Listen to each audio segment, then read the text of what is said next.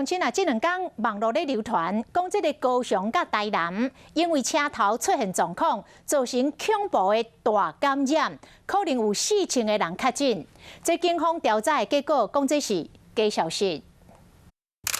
车头出状况，为着4000人类似介绍，一日同一天，透过2个微众的专业发文，超过400人陆续转发到其他公开社团。警方一日调查发现，讲这个专业成立无偌久，敢若是内容农场的机器人。部分的脸书账号动态是空白的，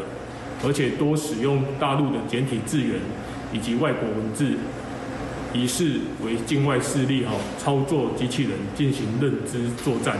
调查局甲刑事局追查真个囡仔往生的文章，去找到推特小号科技改名叫齐红丽，拢伫制作谣言抹黑台湾。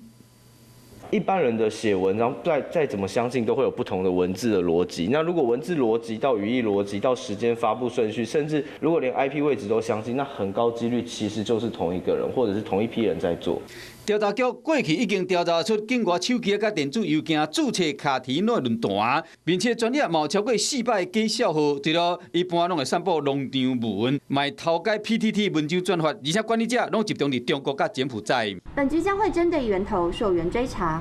并将厘清内容农场文章有无协力者共同造假，或有无来自境外势力借机介入操作。 调查局资通安全处就发现，讲为去年底到即马不实的消息的源头，拢是境外势力伫掌控的小号，所以讲调查的重点会放伫幕后的势力。